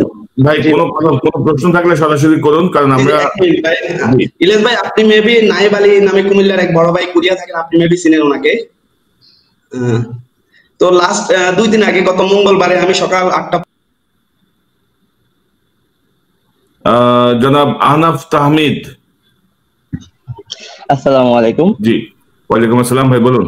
আচ্ছা, বেসিক্যালি আমার দুইটা কোশ্চেন। সেটা হচ্ছে যে ফার্স্ট, যে আমরা পূর্ববর্তীতে যখন দেখছি যে যখন বিরোধী দল ছিল আর কি, বিরোধী দলের কার্যক্রম ছিল, তখন তারা সরকার বিরোধী একটা ডাক দিত। তো সেইটাকে দেশের ম্যাক্সিমাম মানুষেরই সমর্থন থাকতো না, যারা দল করে তারাই মেনলি মাঠে নামতো। তো এখন কিন্তু দেশের ম্যাক্সিমাম মানুষ সরকারের বিরুদ্ধে চলে গেছে। তো এই মুহূর্তে যদি তারা এরকম একটা ডাক দেয়, তাহলে কিন্তু আন্দোলনটা অনেক শক্তিশালী হয়ে মাঠে নামার সম্ভাবনা। কিন্তু আমরা এই ক্ষেত্রে কিন্তু তাদের নীরব ভূমিকা দেখতে পাচ্ছি। তো এই যে একটা নেতৃত্ব শূন্য, নেতৃত্বের যে গ্যাপ, এই গ্যাপটা কিভাবে পূরণ হতে পারে বলে আপনারা মনে করেন? এটা হচ্ছে আমার প্রথম প্রশ্ন। আর একটা প্রশ্ন করি, তো বেসিক্যালি হচ্ছে যে আমি হচ্ছে একজন বুয়েটের স্টুডেন্ট। তো যেটা দেখা যাচ্ছে এখন সেখানে, যে ইসলামের পক্ষে কেউ যদি কথা বলে, তাকে সরাসরি জঙ্গি ট্যাগ দেওয়া হচ্ছে, এটা একদম ওপেনলি দেওয়া হচ্ছে। তো এই বিষয়টার ক্ষেত্রে আমরা কি করতে পারি? আমরা তো কোনো ভালো কথা বলতে পারতেছি না, আমরা অশ্লীলতার বিরুদ্ধে বলার সাথে সাথে আমাদেরকে উগ্রবাদী, মৌলবাদী, জঙ্গি এসব ট্যাগ দিচ্ছে। তো এই ক্ষেত্রে আমরা আসলে কিভাবে কি করতে পারি? এই দুইটাই ছিল আমার প্রশ্ন। ধন্যবাদ ধন্যবাদ আহনাফ। আনসারি, খুব সংক্ষেপে একটু বলুন। জি, আমি যে উনি খুব গুরুত্বপূর্ণ প্রশ্ন তুলেছেন, যে আসলে বিশ্ববিদ্যালয়গুলোতে আমরা যখন ঢাকা বিশ্ববিদ্যালয়ে পড়াশোনা করেছি, আমরাও এই বিষয়টা ফেস করেছি। আপনারা সবাই জানেন আমি মাদ্রাসা ব্যাকগ্রাউন্ডের একজন ছাত্র, আমি বিশেষ করে ফেস করেছি এই বিষয়টা ঢাকা বিশ্ববিদ্যালয় এবং সাংবাদিকতা করার ক্ষেত্রে। মানে ইসলাম দেখলেই মানে একটা জঙ্গি, একটা ভিন্ন ধরনের আন্ডার এস্টিমেট করা, অথচ আমি আমেরিকাতে এখানে পড়াশোনা করছি, এখানে মেইন স্ট্রিমে কাজ করছি, কোনোদিন কিন্তু এই প্রশ্ন হয়নি। তো এইটার প্রতিকারের একমাত্র হচ্ছে এই যে বুয়েটের যে ভাই বললেন, তাদের মতন ভাইরা যখন নিরপেক্ষ একটা প্ল্যাটফর্ম থেকে ইসলামের পক্ষে কথা বলবেন, তখন কিন্তু এই বিষয়টা কাউন্টার হিসেবে দাঁড়াবে। ধরেন কেউ কাউমিদের পক্ষ থেকে দাঁড়ালো, কেউ জামাতের পক্ষ থেকে দাঁড়ালো, তখন এটা কিন্তু খুব শক্তি পায় না। কিন্তু সাধারণ জনগণ যারা পলিটিক্স করে না, কোনো রাজনীতির সাথে জড়িত না, কিন্তু তারা ইসলামের পক্ষে, তারা দেশকে ভালোবাসে, তারা বাংলা ভাষাকে ভালোবাসে, তারা ন্যাশনাল সভারেন্টিকে ভালোবাসে, সেই জায়গা থেকে যদি ইন্টেলেকচুয়াল ফোরাম থেকে যদি এই আওয়াজটা তোলা হয় এবং খুব চোখে চোখ রেখে প্রতিবাদ করা হয়, তাহলে আমি মনে করি যে এটার অবসান হতে বাধ্য। ধন্যবাদ আনসারি। ইলিয়াস, একটি ইমরান আনসারির একটি প্রসঙ্গ নিয়ে আমি আপনার কাছ থেকে একটি ব্যাখ্যা চাই। যে আনসারি বলছিলেন যে শেখ মুজিবুর রহমান বাংলাদেশের স্থপতি, তাকে নিয়ে আমরা খারাপ কোনো সমালোচনা করতে চাই না, তিনি একটু বেশি আবেগতাড়িত মনে হচ্ছে। একটু আপনি কি বলবেন যে শেখ মুজিবুর রহমান অবশ্যই গুরুত্বপূর্ণ ভূমিকা রেখেছেন আমাদের স্বাধীনতা সংগ্রামে, আমরা অবশ্যই তাকে শ্রদ্ধা করি, কিন্তু তাকে নিয়ে যে বাড়াবাড়ি হয়েছে, তাকে যেভাবে দেবতার আসনে বসিয়ে বাড়াবাড়ি নিয়ে আমরা সমালোচনা করতে পারি, কথা হয়েছে, তাতে আসলে শেখ মুজিবুর রহমানকেই ছোট করা হয়েছে। তো ইমরান আনসারির এই বিষয়টা নিয়ে একটু আপনার কাছ থেকে একটু শুনতে চাই।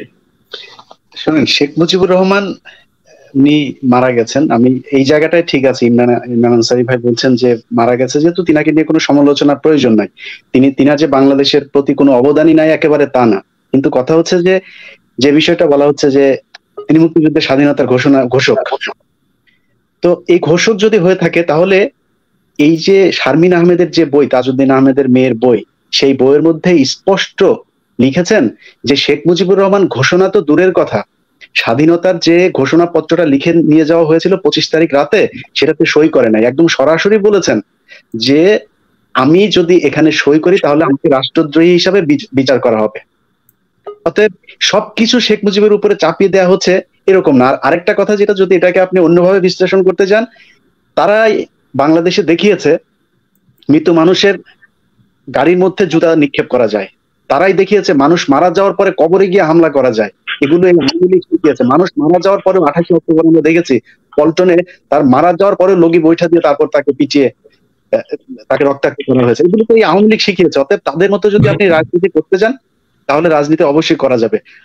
আর খুব বেশি কথা বলতে চাই না, শেখ মুজিবুর রহমান সম্পর্কে জানতে হলে 71 থেকে 75-এ যা যা ঘটেছিল সেই সব ঘটনাগুলো পড়তে হবে, সেই ঘটনা যেসব বই আছে সেই বইগুলো পড়তে হবে, সেই বইগুলো পড়লে অনেক কিছু জানা যাবে। অন্য মানে এবং ইলিয়াস আপনি যে বইটি রেফারেন্স দিচ্ছিলেন, শারমিন আহমেদ, তিনি হচ্ছেন তাজউদ্দিন আহমেদের কন্যা, তাজউদ্দিন আহমেদের বড় মেয়ে, বাংলাদেশের প্রথম প্রধানমন্ত্রী, আমাকে একটু সুযোগ দিতে সাহেবের মেয়ে, এবং তিনি আরো অনেকেই খুব তীব্র ভাষায় বলেছেন।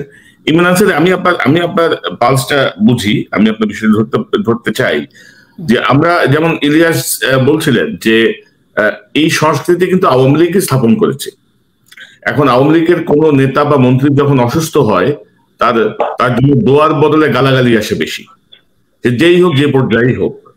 তো এই জায়গাটির আসলে আওয়ামী লীগ কিভাবে সমাধান করবে আমি জানি না। তো মারামারির ফল সবসময় ভয়ঙ্কর হয়। জনাব কাশেম, আপনার কাছ থেকে শুনতে চাই। আসসালামু আলাইকুম। আমরা 1 ঘন্টা হয়ে গেছে আমাদের, আমরা শেষ করতে হবে। ওয়ালাইকুম আসসালাম, বলুন। আমি যেটা বলতে চাই সেটা হচ্ছে আমি বর্তমানে ইউরোপে আছি, আমি দেশে গিয়েছিলাম, আমি বেশ কয়েকবার বিভিন্ন কারণে থানায় যেতে হয়েছে। থানাগুলা যে অবস্থা আমি নিজের চোখে দেখেছি, থানাগুলা বাংলাদেশের একটা কোর্ট হয়ে গেছে, একটা আদালত হয়ে গেছে।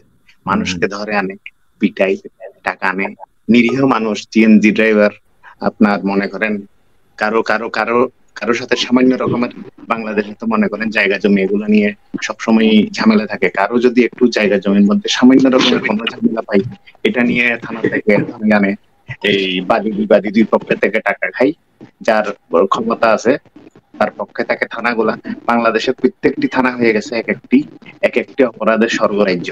আমি এটা বলতে চাইছিলাম। ধন্যবাদ জনাব কাশেম, ধন্যবাদ আপনাকে।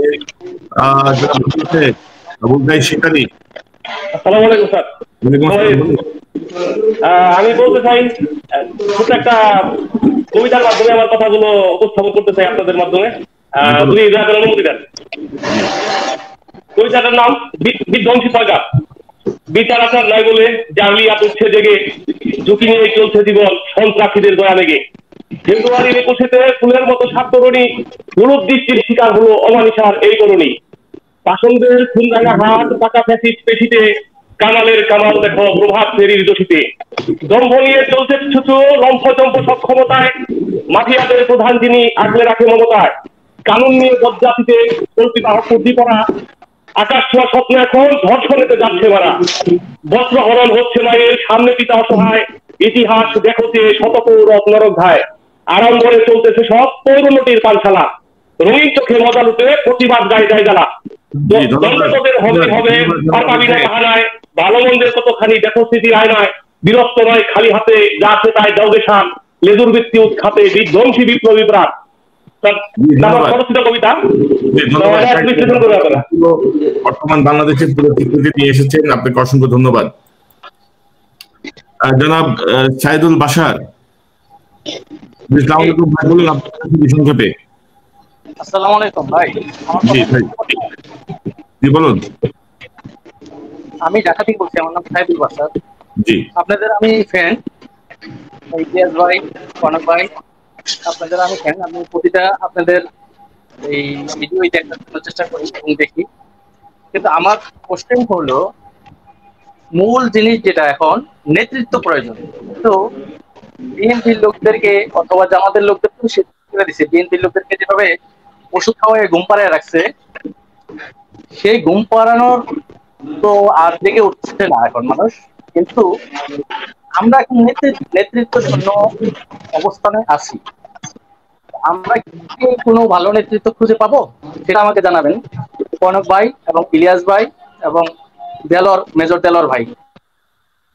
জি ধন্যবাদ, ধন্যবাদ সাইদুল বাশার, ধন্যবাদ ভাই। নেতৃত্ব সময় হয়ে যাবে। জনাব ইমাদুল্লাহ। আসসালামু আলাইকুম স্যার।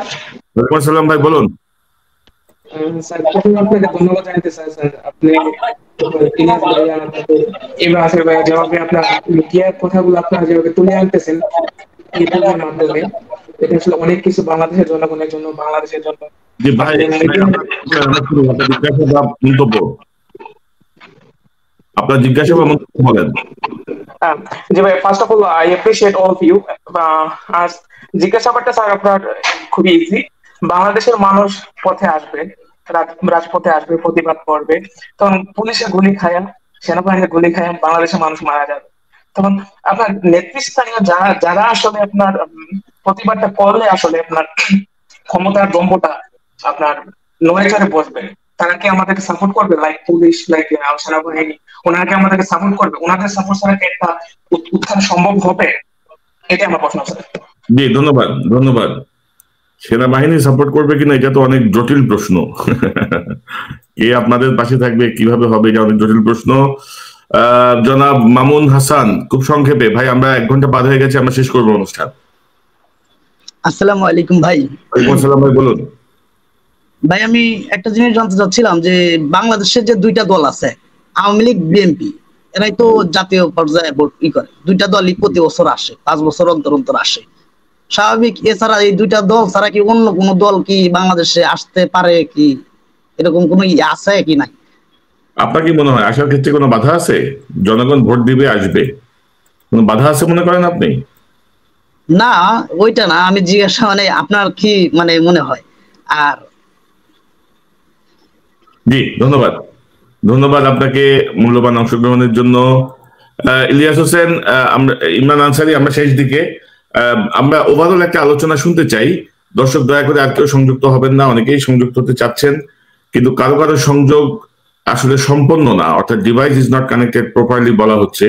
তো আমি চাইলেও অনেকে নিতে পারছি না, এই কারণে আমি বারবার তাদেরকে চেষ্টা করছি নিতে, কিন্তু তারা সংযুক্ত হতে পারছেন না। তো আমি জানি না এখানে আপনাদের ইন্টারনেটের সমস্যা হতে পারে বা ডিভাইসের কোনো সমস্যা হতে পারে। তো আনসারী, আপনার সর্বশেষ মন্তব্য জানতে চাই। আপনি এই যে আলোচনাটি হলো, যে জিনিসটা একটা জায়গায় আমাদেরকে ঐক্যমত্য আসতে হবে। আমরা আন্দোলন করি, আমরা তো একটা কিছু পরিবর্তন করতে চাই, আমরা জাস্টিস প্রতিষ্ঠা করতে চাই, সুশাসন প্রতিষ্ঠা করতে চাই, গণতন্ত্র প্রতিষ্ঠা করতে চাই। একটা জায়গায় আসতে হবে আমাদেরকে, আমাদের যে ন্যাশনাল লিডার কারা তাদের একটা স্বীকৃতি আসতে হবে। যেমন যে কথাটা ইলিয়াস বলছিলেন, বাংলাদেশের মুক্তিযুদ্ধ মানে বঙ্গবন্ধু, এরপরে আর কোনো ইতিহাস নাই, সামনেও নাই পরেও নাই, এখান থেকে কিন্তু শেষ, এখান থেকেই শুরু। একটা জাতি যদি একজন দিয়ে শুরু হয়, একজন দিয়ে শেষ হয়, তাহলে এই জাতির স্থায়িত্ব কিন্তু থাকবে না। এখানে মরহুম মাওলানা ভাসানীর নাম আসতে হবে, জাতীয়ভাবে তাকে স্বীকৃতি দিতে হবে, তাজউদ্দিন আহমদকে ইতিহাসে নিয়ে আসতে হবে, প্রেসিডেন্ট জিয়াউর রহমানকে নিয়ে আসতে হবে, স্বাধীনতার ঘোষককে নিয়ে আসতে হবে, এবং জেনারেল এবিজি উসমানীকে নিয়ে আসতে হবে। ন্যাশনাল লিডারের শ্রদ্ধা রেখে আমাদেরকে রাজনীতিটা করতে হবে।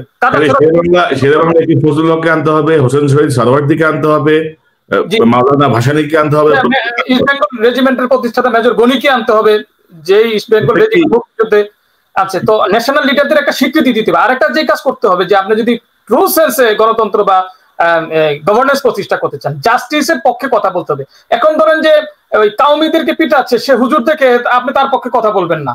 এখন ওই আবুল আসাদ সাহেব সংগ্রামের একজন সিনিয়র এডিটর, তাকে পিটাচ্ছে, তাকে ধরে নারকীয় কায়দায় মুক্তিযুদ্ধ মঞ্চের নামে নিয়ে আসবে, আপনি এখানে লজ্জা পাচ্ছেন।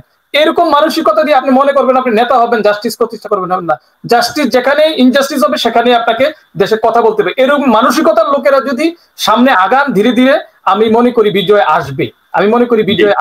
আমাদেরকে একটা ন্যাশনাল কনসেনসাসে আসতে হবে যে আমরা সবাই জাস্টিসের পক্ষে থাকবো, ইনজাস্টিসের বিপক্ষে থাকবো। আবার আওয়ামী লীগের বিরুদ্ধে যদি ইনজাস্টিস আমরা কথা বলবো, বিএনপির বিরুদ্ধে হলে ইনজাস্টিসের কথা বলবো, কারণ আমাদের ধর্মের মূল কথা হচ্ছে জাস্টিস প্রতিষ্ঠা। আমি মূল কথাটা এটাই বলতে চাই, জাস্টিসের পক্ষে জীবন দিয়ে হলেও থাকতে হবে, তাহলে কিন্তু মুক্তি আসবে, আলো আসবে। জি, ধন্যবাদ আনসারি। কারণ মানবাধিকার থেকে শুরু করে সকল কিছুই, কোনো কিছু কিন্তু পার্সিয়াল হয় না, যে আপনার ক্ষেত্রে অধিকার ঠিক আছে, আমার ক্ষেত্রে অধিকার নাই, সেটি কখনোই হতে পারে না। যেটি ৭১ টেলিভিশন সহ আওয়ামী প্রোপাগান্ডা আরো বেশ কিছু যে টেলিভিশন আছে, তারা যেটি প্রতিষ্ঠিত করতে চায়, যেভাবে মানুষের উপর সব চাপিয়ে দিতে চায়। ইলিয়াস হোসেন, আপনার টোটাল মন্তব্য জানতে চাই আজকের আলোচনা, দর্শকদের মতামত সব মিলিয়ে। যে আজকের মূল অনুষ্ঠান তো হচ্ছে ওই ৭১ টেলিভিশনের বিষয়টাই। তো আমাদের কনক ভাই এবং আমরা যারা সোশ্যাল মিডিয়াতে কাজ করি, তাদের একটা বিশাল অংশ থাকে, সাধারণ মানুষ আমাদেরকে বলে থাকেন যে ভাই আছি, এগিয়ে যান, বীর, এই সেই নানান বাঘের বাচ্চা, এই সেগুলো বলে আমাদেরকে পাম মারেন, আর মানে বলার জন্যই বলেন। তো আপনাদের কাছে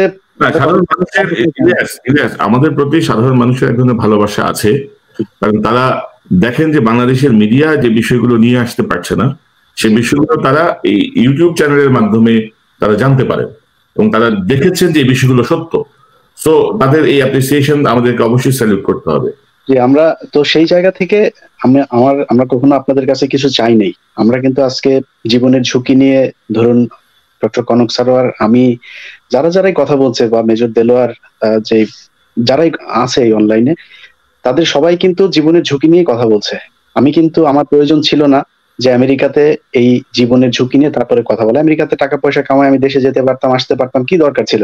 তো দেশের জন্যই আমরা যতটুকু ঝুঁকি নিয়েছি, হয়তো আমাদের দ্বারা দেশ স্বাধীন করা সম্ভব না, কিন্তু যতটুকু ঝুঁকি নিয়েছি, আপনাদের কাছ থেকে সেটার রিটার্ন চাই কিছু কিছু জায়গায়। তার মধ্যে ১ নম্বর হচ্ছে, এখন যেই ঘটনাটা চলছে, ৭১ টেলিভিশন শুধু একটি টেলিভিশন না, এই বাংলাদেশের গণমাধ্যম থেকে শুরু করে পুলিশ, সেনাবাহিনীর একটা অংশ, সবাই সরাসরি এখন বাংলাদেশের বিরুদ্ধে অবস্থান নিয়েছে। ক্যান্টনমেন্টের ভেতরে ভারতীয় সেনাবাহিনীর আধিপত্য আছে, তাদের মেজর জেনারেল, তাদের ব্রিগেডিয়ার জেনারেলরা এখন কাজ করে, চেয়ার নিয়ে অফিসিয়ালি কাজ করে। এটা তো সত্য কথা, সবাই জানে। অথচ দুঃখের সাথে বলতে হয়, বাংলাদেশ এমন একটা দেশ, যেই দেশের ৯০% মানুষ মুসলমান, যেই দেশের একটা বিরাট অংশ মাদ্রাসাতে পড়াশোনা করে। আমার কাছে কদিন আগে একজন একটা ইমেল করেছে, সেখানে দেখলাম তার কোড টোড নাম্বার, আমি সেগুলো বলছি না, কোড টোড নাম্বার সহ দিয়েছে, সে বিডিআর এ চাকরির জন্য অ্যাপ্লিকেশন করেছিল। সেখান থেকে তারা এরর কোড হিসাবে একটা ফিরতি একটা মেসেজ পাঠিয়েছে, এবং সে নাকি তাদের টেলিফোনে অথবা কোনোভাবে তাদের কাছে যোগাযোগ করে বলেছে যে আমার এটা কি সমস্যা ছিল। তখন তারা বলেছে যে তোমার ম্যাট্রিক সার্টিফিকেট হচ্ছে মাদ্রাসা থেকে পাশ করা। ৯০% একটা দেশের মধ্যে মাদ্রাসা থেকে পাশ করলে তার সেনাবাহিনী, পুলিশ, বিডিআর এ চাকরি হবে না, এটা আমরা দেখতে চাই না। অতএব এই ৭১ টেলিভিশনের এই যে জোট আছে, এই জোট শুধুমাত্র যে আজকে নুরুর বিরুদ্ধে কথা বলছে তা নাই। নুরুর বিরুদ্ধে যারা কথা বলছে তারাই ইসলামের বিরুদ্ধে কথা বলছে, যারা ইসলামের বিরুদ্ধে কথা বলছে তারাই আজকে আওয়ামী লীগের পক্ষে কথা বলছে, যারা আওয়ামী লীগের পক্ষে কথা বলছে তারাই আজকে ভারতের পক্ষে কথা বলছে। অতএব সেই জায়গাটা। তার আরেকটা কথা আমি বলতে চাই, আপনারা দুইজনই আমার সিনিয়র সাংবাদিক, কিন্তু একটা জায়গায় আমি বাঁচি আর মারা যাই, একটা কথা বলতে চাই, সেটা হচ্ছে যে ভারত রাষ্ট্রটা আমাদের শত্রু, ভারতের আগ্রাসন বলে কিছু নাই। যে কথাটা আপনারা দুজনেই কিছুক্ষণ আগে বলেছিলেন একজন দর্শকের কথায়, ভারত রাষ্ট্র বলে কিছু নাই, মানে আগ্রাসন বলে কিছু নাই, ভারত রাষ্ট্রটাই আমাদের শত্রু, যেটা ব্রিটিশরা 1947 সালে যাওয়ার পর থেকে আজ পর্যন্ত প্রতিটা পদে পদে তারা প্রমাণ করেছে। দেখুন, পূর্ব বাংলা আর পশ্চিম বাংলা দুটা বাংলা আলাদা, সেই দুইটা বাংলা কিন্তু আলাদা ছিল না, কিন্তু আমরা আলাদা হয়েছি। আমরা আজকে কেমন আছি আর পশ্চিম বাংলার মুসলমানরা কেমন আছে সেটা একটু চিন্তা করে দেখুন। মমতা আজকে সারাদিন বলে যে তারা মুসলমানদের পক্ষে কথা বলে। 1945 সালে দেশ যখন স্বাধীন হয় তখন সেখানে মুসলমানের সংখ্যা ছিল সম্ভবত 33 ভাগ, আর মানে চাকরি ছিল, সরকারি চাকরিতে মুসলমানদের সংখ্যা ছিল, উপস্থিতি ছিল 33 ভাগ, সেটা এখন 2 ভাগে নেমে এসেছে। হায়দ্রাবাদ, সে হায়দ্রাবাদের নিজাম ছিল মুসলমান, সেই মুসলমান হায়দ্রাবাদের নিজামকে সরিয়ে তারপরে 8 ঘন্টার মধ্যে তাদেরকে দখল করা হয়েছে। সেখানকার মুসলমানরা এখন কি অবস্থায় আছে সেটা একটু জেনে দেখুন। কাশ্মীরের মুসলমানরা 370 ধারাকে সরিয়ে দিয়ে, অনুচ্ছেদকে সরিয়ে দিয়ে তারপরে আজকে সেখানকার মুসলমানদের উপরে কি নির্যাতন করছে সেটা একটু চিন্তা করে দেখুন। অতএব এই ভারত রাষ্ট্রীয়ভাবে মুসলমানদের বিরুদ্ধে কাজ করেছে, সেটা সেই বঙ্গভঙ্গ থেকে শুরু করে আজকের যে 1971 এবং এই 2020 সালে আমরা যেখানে বসবাস করছি সেই জায়গায় এই বিষয়টা নিয়ে আপনি আরেকটা আলোচনা করতে পারেন। এটা ভারতের শুধুমাত্র আগ্রাসন এই এখন ওই বিজেপি থেকে কিংবা আরএসএস থেকে বা কোন একটা জায়গা থেকে এসেছে, তাদের এই রয়ের এবং ভারতের যে পলিসি, এই পলিসিটাই সেখান থেকে শুরু হয়েছে। আমাদের বাংলাদেশে কি কবির অভাব আছে? আজকে আমাদের এই যে কিছুদিন আগে আব্দুল, সম্ভবত ওনার নাম কি আমি ভুলে গেছি, যে মারা গেল যে কিছুদিন আগে, তাকে শহীদ মিনারে দাফন করতে পর্যন্ত, মানে জানাজা পর্যন্ত পড়তে দেওয়া হয় নাই, অথচ সেই ব্যক্তিটার এই মতো এরকম মুসলমান কবির কিন্তু বাংলাদেশে অভাব নাই। কিন্তু কোত্থেকে রবীন্দ্রনাথ, যারা কিনা বাংলাদেশের মানুষকে শিক্ষিতই করতে চায় নাই। শুধু এটাই না, আপনি পৃথিবীর একটা দেশ দেখান যেই দেশের মধ্যে অন্য দেশের কবিদের বই এমন একেবারে সামগ্রিকভাবে তাদের বেসিক শিক্ষা পাঠ্যক্রমের মধ্যে এইভাবে ঢোকানো হয়েছে। কেন বাংলাদেশে? ইলিয়াস হোসেন, আপনার কথার সঙ্গে আপনি অনেক বেসিক কথা বলছেন, এগুলো নিয়ে আমরা আরো বিস্তারিত আমরা আরেকদিন আলোচনা করবো। আজকে আমাদের প্রায় 1 ঘন্টা 12 মিনিট আমাদের আলোচনা হয়ে গেছে, প্রায় 3000 দর্শক। ভারতের জায়গাটা ওইভাবেই মানতে হবে, ভারতকে কোনো বিশেষ জায়গা থেকে ঘৃণা করা যাবে না, ভারতকে দেশ হিসেবে ঘৃণা করতে হবে। যতদিন পর্যন্ত না তাদের যে ফরেন পলিসি বাংলাদেশের উপরে তারা অ্যাপ্লাই করছে, কিংবা এই ভূ রাজনৈতিক ভাবে তাদের যে পলিসি, দেখুন কোনো দেশে কিন্তু তাদের সাথে নাই। অতএব কোনো পরিস্থিতিতে ভারতকে আমাদের বন্ধু রাষ্ট্র মনে করার কোনো কারণ নেই। কারণ উত্তর কোরিয়া, দক্ষিণ কোরিয়া, ফিলিস্তিনি, ইসরায়েল, এগুলো সবার সাথে কিন্তু খারাপ সম্পর্ক আছে। পার্শ্ববর্তী রাষ্ট্র হলেই তার সাথে বন্ধুত্ব থাকতে হবে এমন কোনো কথা নেই। ভারতের সাথে কারোর সম্পর্কে ভালো নেই, পাকিস্তানের নাই, ভুটানের নাই, নেপালের নাই, চীনের নাই। তো আমরা বাংলাদেশিরা কেন থাকছি? আপনারা জানেন যে কেন থাকা হচ্ছে। অতএব রাষ্ট্রীয়ভাবে তাদের এই জায়গাটা ইলিয়াস, আমরা একটু ব্যতিক্রম, যে ভারতের আমরা যদি ইতিহাস বিশ্লেষণ করি আমরা দেখবো যে ভারত হচ্ছে শক্তের ভক্ত, নরমের জম। তো বাংলাদেশ যদি সবকিছু খুলে দেয়, বাংলাদেশ যদি বলে যে তোমরা করো, আমরা তোমাদেরকে সব দিয়ে দিলাম, আমাদেরকে একটু ক্ষমতায় রাখো, আমরা ভোট চুরি করে আসছি, আমরা মধ্যরাতে আসছি, আমাদেরকে তোমরা রক্ষা করো, তো ভারত তো মাথার উপর পা দিয়ে দাঁড়িয়ে থাকবে, এটা খুব স্বাভাবিক বিষয়। তো আমরা যদি একটু শক্ত থাকতাম, নিশ্চয়ই আমাদের উপর এতটা তাদের আধিপত্যের কোনো সুযোগ ছিল না। তো আজকে অংশগ্রহণ করার জন্য আলোচনা থেকে সরে যাচ্ছে। শেষ কথা হচ্ছে, এখানে যে মানুষগুলো এখন এই মুহূর্তে দেখছেন, কেউ ভিডিওটা শেষ করার পরে 71 টেলিভিশনের ফেসবুক পেজ এবং ইউটিউব আনসাবস্ক্রাইব এবং আনফলো, আনলাইক না করে কেউ বের হবে না। এটা আপনার নৈতিক দায়িত্ব। আপনারা যারা এতদিন যুদ্ধ করতে চাচ্ছেন আমাদের সাথে, আমাদেরকে এগিয়ে যান, কি চাই এই সেই বলেছেন, তাদের কাছে আমরা আজকে এটাই চাই। এরপরে ভারতের বিভিন্ন পণ্য বয়কটের ডাক থেকে শুরু করে 71 টেলিভিশনের যে মেঘনা গ্রুপ, সেই মেঘনা গ্রুপের পণ্য বয়কটেরও ডাক আসতে পারে। এই জিনিসগুলো একটু মানেন। আপনাদের ঘরে বসে থেকে অনেক কিছু করার আছে, সেগুলো অন্তত করতে থাকুন। আল্লাহ হাফেজ। ইলিয়াস এবং ইমরান হোসেন এক মুরব্বী একটা কমেন্টস করছে, যদি একটু শুনেন। 71 টিভির বিরোধিতা যারা করছে তারা 71 দেশ বিরোধী ছিল। স্বাধীনতা বিরোধী শক্তিরাই কেবল 71 টিভিকে বয়কট করতে পারে, আবেগ নয় বিবেক দিয়ে চিন্তা করে। তো বুঝতেই পারছেন যে এটা কোন গ্রুপ, কি হচ্ছে।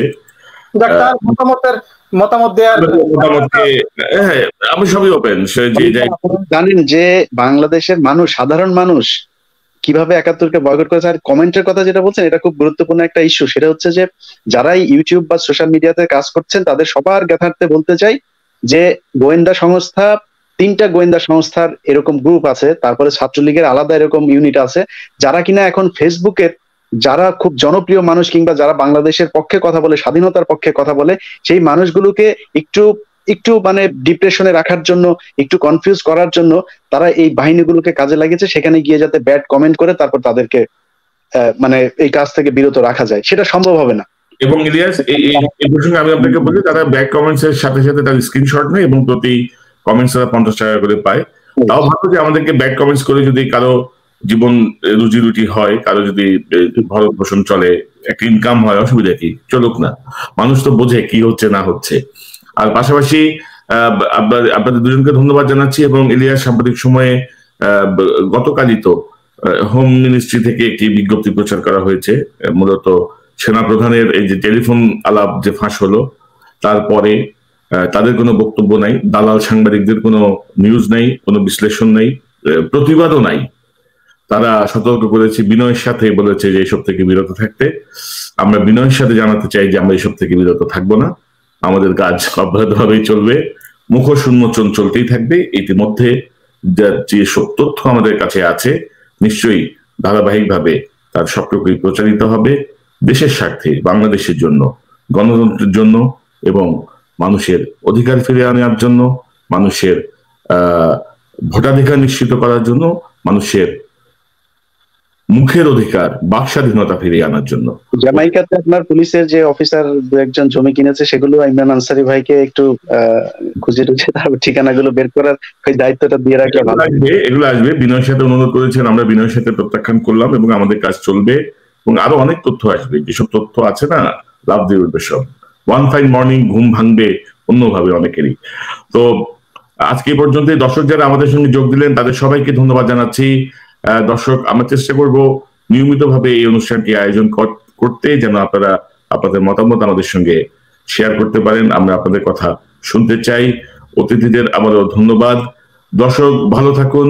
এতক্ষণ যারা আমাদের সঙ্গে ছিলেন আপনাদের সবাইকে অসংখ্য ধন্যবাদ জানাচ্ছি। আসসালামু আলাইকুম প্রিয় দর্শক, দেশ কিংবা দেশের বাইরে যে যেখান থেকে বসে ভিডিওটি দেখছেন সবাইকে অনেক অনেক ধন্যবাদ এবং ভালোবাসা জানাচ্ছি। প্রিয় দর্শক, আশা করি পুরো ভিডিওটি দেখেছেন এবং বুঝতে পেরেছেন। দর্শক কথা বললেন আমাদের সবার পরিচিত পিএমও, অত্যন্ত সাহসী সাংবাদিক, অত্যন্ত জ্ঞানী, বুদ্ধিমান এবং নির্যাতিত নিপীড়িত সাংবাদিক শেখ হাসিনার সময়, যিনি বারবার নির্যাতিত হয়েছেন, নিপীড়িত হয়েছেন। এরপরেও তিনি কোনো মানুষের কথা বলেছেন, কোনো মানুষের যে অধিকার, সেই অধিকার নিয়ে কথা বলেছেন, যার কারণে তাকে দেশের মাটি ছাড়তে হয়েছে। দেশের যে প্রতি যে টান, সে টানকে ফেলে রেখে তিনি বিদেশে যেতে বাধ্য হয়েছেন। ডক্টর কনক সরোয়ার অত্যন্ত সাহসী একজন সাংবাদিক, আপনারা জানেন। তিনি শেখ হাসিনা অপকর্ম তার ইউটিউব চ্যানেল তিনি লাইভে প্রকাশ করেছেন। বারবার তিনি দেশের মানুষকে সতর্ক করেছেন শেখ হাসিনা কিভাবে দেশ নিয়ে খেলছে, কিভাবে দেশকে ধ্বংস করছে, সেই কথাগুলো তিনি বারবার তার প্ল্যাটফর্মে তুলে ধরেছেন। বিশেষ অতিথি হিসাবে তার যে প্ল্যাটফর্ম, সেখানে যোগ দিয়েছেন বাংলাদেশের গণ্যমান্য ব্যক্তিবর্গ, বাংলাদেশের সুনামধন্য ব্যক্তিবর্গ। প্রিয় দর্শক, এমন একটি লাইভ টক শো আমরা দেখে আসলাম। কেমন ছিল শেখ হাসিনার স্বৈর শাসন 16টি বছর? আজকের এই লাইভ টক শোটি আপনাদের কাছে কেমন লাগলো অবশ্যই কমেন্টে জানাবেন। সবাই ভালো থাকবেন, সুস্থ থাকবেন। ভিডিওটি শেষ করছি। আসসালামু আলাইকুম।